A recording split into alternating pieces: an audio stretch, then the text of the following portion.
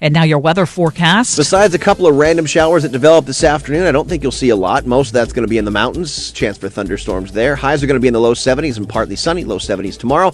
Also mainly dry, and I expect mostly sunny skies by Sunday in the mid-60s. I'm KIRO 7 pinpoint meteorologist Nick Allard. Seeing a little bit of sunshine through the clouds. It's 65 degrees in downtown Seattle. I'm Ursula Roytine. Listen on demand. Go to mynorthwest.com and click podcasts. KIRO Radio 97.3 FM. News and talk. Powered by the Pacific Northwest. The Big Lead is brought to you by 3010 Weight Loss for Life. The Dori Monson Show on KIRO Radio. This is The Big Lead. Oh, yes, it is. Welcome. Welcome to The Big Show. Glad you can be with us on this Friday afternoon. We're coming to you from the Carter Subaru studio and streaming on Facebook Live. And we got a lot to do. I'll have a review of that Democrat debate last night. Ooh, it was captivating. So we'll do that in a few minutes. But we begin today with a Dori Monson Show exclusive. The Big Lead, Dori Monson Show exclusive. Okay, so a few weeks ago, we had an exclusive story about the King County executive, Dow Constantine, who allegedly, although it's not alleged, it's proven, he uses King County Sheriff's Executive Protection Unit to drive him to bars at night. And so what we're trying to find out is to what extent that's being abused and how much it's costing us. And also, from what we've heard from multiple sources, Dow likes the drinky drinks. And so I just want to make sure that King County is safe if there's an emergency. If there was ever a natural disaster or a terror attack that resulted in King County Emergency Management Services is the number one guy ready to run things at night if he drinks as much as we are being told. And so we broke that story a few weeks ago. And then last weekend, a listener sent us pictures of Dow drinking at a place in West Seattle, and Dow was lamenting, oh, this is going to be on the news now. And so we launched what we call Dow Watch, where I've asked the listeners to just let me know if you see our King County executive out and about drinking at night, and preferably to take pictures. And this listener did not take pictures, but in trying to vet this email as best I could, there was enough corroborating evidence that I feel comfortable going with it. It was sent to me from Prefer to Stay Anonymous. But here's what he wrote. I was having dinner tonight. He sent this to me last night. I was having dinner tonight, Thursday the 27th, with my family at Endeline Joe's here in West Seattle. Their private room was reserved by a group of people watching the Democratic debate on television. One man was standing by the door right outside the room and kept staring insistently at my wife. I really can't blame him, as she is absolutely gorgeous.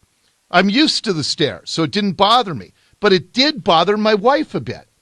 After a while, she confronted him, asking him if they knew each other, adding that he looked familiar. To my surprise, the man introduced himself as Dow Constantine. My wife, who's not much into politics, didn't know who he was, but me as a daily listener did.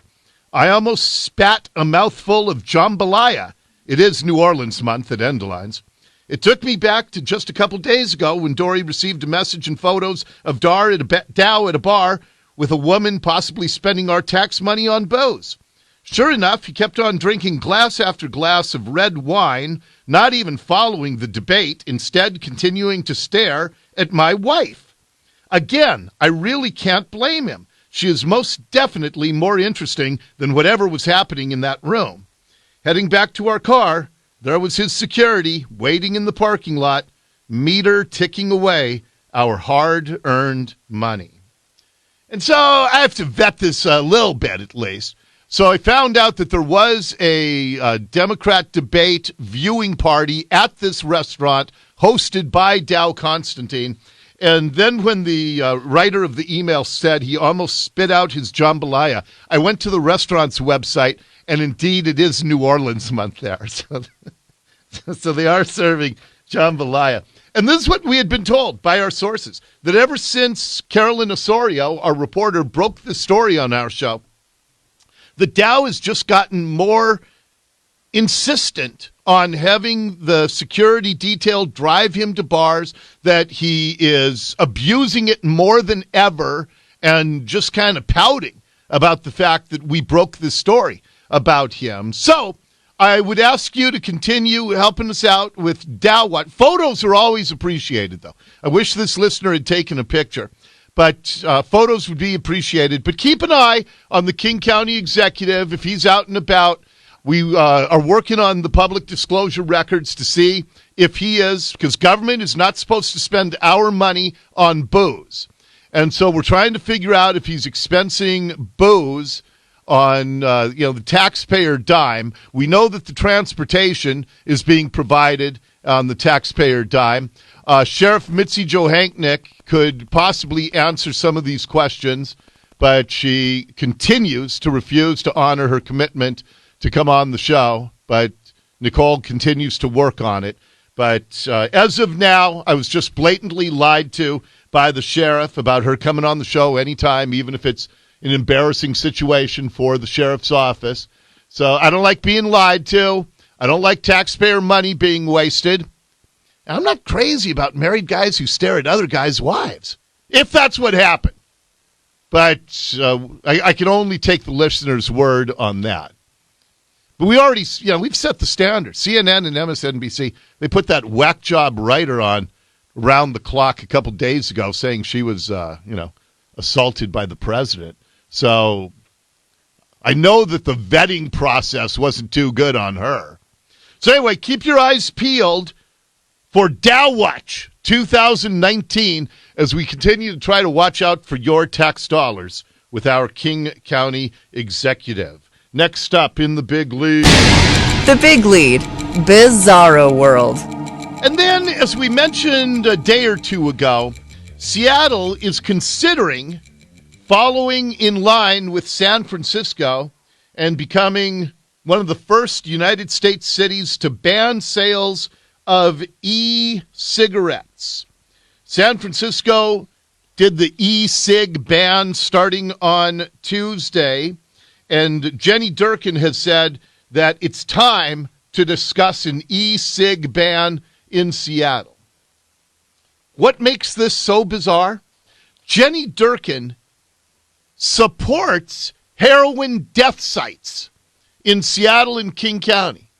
She has been supportive of the government spending hundreds and hundreds of thousands of dollars setting up heroin dens where addicts can go and inject poison into their veins under the watchful eyes of local government.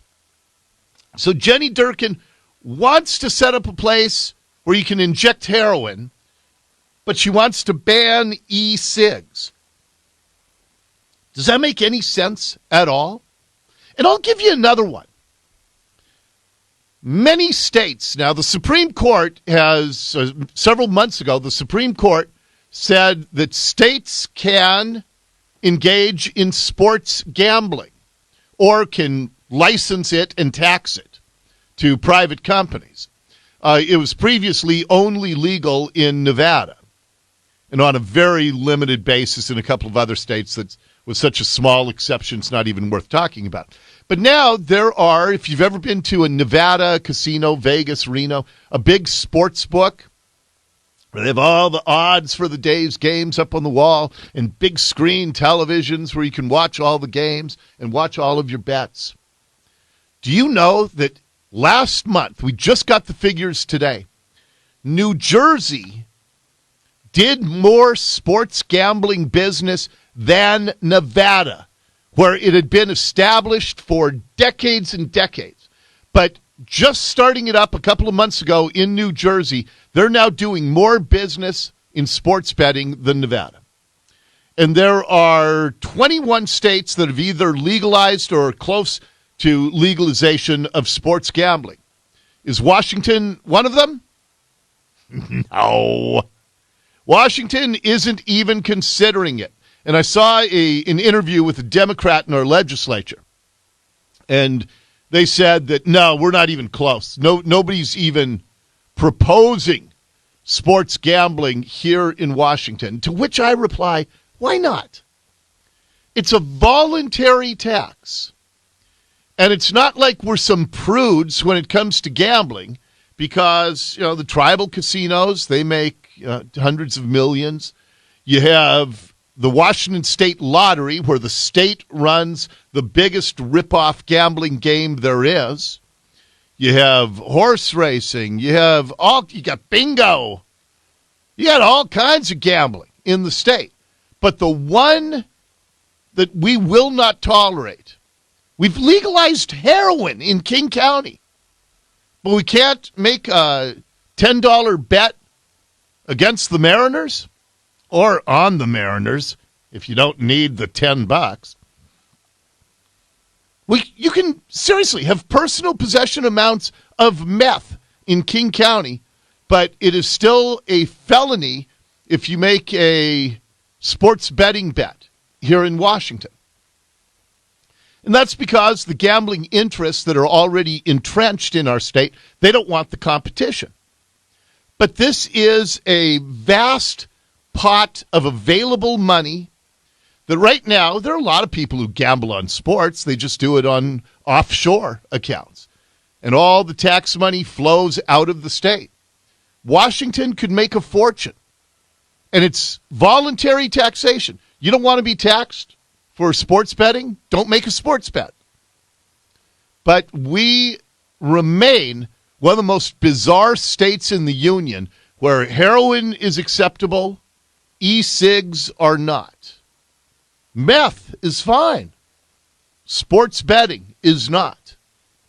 If you can make any sense of that, please let me know, because I'm having trouble making sense with how ridiculously liberal we are when it comes to drugs and how regressive we are when it comes to things like sports gambling. Next up in the big lead. The Big Lead. Top trending. Oh, the debate last night. I was so bored. I was bored and infuriated because if you watched all the post-debate analysis, Kamala Harris, she killed it. And I just found her to be a frightening individual. So the big moment was when she called Joe Biden a racist. And this is the moment that's gotten all the traction. I'm going to now direct this at Vice President Biden. I do not believe you are a racist. And I agree with you when you commit yourself to the importance of finding common ground. But I also believe, and it's personal, and I was actually it was hurtful to hear you talk about the reputations of two United States senators who built their reputations and career on the segregation of race in this country. And it was not only that, but you also worked with them to oppose busing. And, there was a little girl in California who was part of the second class to integrate her public schools. And she was bused to school every day. And that little girl was me. It's a mischaracterization. Okay, I gotta pause that. First of all, that apparently is a lie because she was in the second grade in 1964, and somebody posted today the Berkeley Public Schools, which is where she attended, that in the high school yearbook 1964, 1963, they were fully integrated and apparently had been for years. So that appears to be a lie. Secondly, she says, you opposed busing. Busing is the single most damaging social program ever done in the city of Seattle. And I've talked about that extensively. 1978 is when Seattle started going from a wonderful city, low crime, lots of kids, lots of faith, to what it is now. High crime, most childless, most unchurched, and the reason is busing. That's when families fled the city. Talk to people in Boston. about the virtues of busing. And it's a losing issue for the Democrats. 61% of Americans are against any form of compulsory busing in their child's school district. So she just spins this yarn to try to make Joe Biden a racist. My position across the board, I did not praise racist.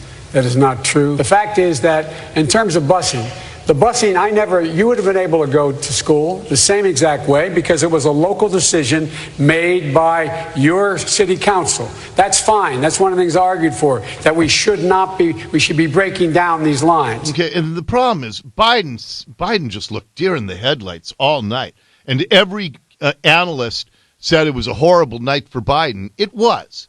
He looked really old. He sounded clueless. He wasn't able to real forcefully rebut Kamala Harris. But Joe Biden's not a racist. And she accused him of being that because he said busing is a local schools issue, not a national issue. And he's absolutely right about that. And so for her to twist it the way she did, but he did such a weak job of rebutting it. But that doesn't mean that she was strong. In fact, like I said, some of the things she was proposing. Senator Harris. Senator Harris. Please, we will let you all speak. Senator Harris. You can't afford to wait for evolution on these issues. Hey, guys, you know what? America does not want to witness a food fight. They want to know how we're going to put food on their table. A bunch of brain-dead people in that audience. They want to know how we're going to put food on their table. No, we don't. At least I don't. I'm guessing my listeners don't. We don't need government to put food on our table.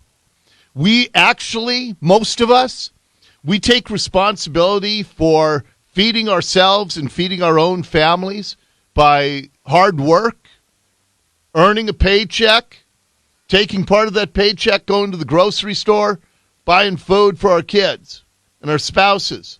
We don't need government. I mean, it's such a loser attitude. They want to know how we're going to put food on their table. And the crowd, woo, yeah. Really? So you can't put food on the table yourself. You need government to do that. You need to vote for more socialism so you can feed your family. This is the kind of nonsense that was being spun all night long. I have a ton more audio from the debate. I will share it throughout the afternoon with you. But for now, that is your big lead for today. The Big Lead on KIRO Radio. Ursula's going to check the news, and then after 86 years in business, a local institution can now see the end. It's a shame. It's because of the crime in Seattle. We'll talk to the owner next.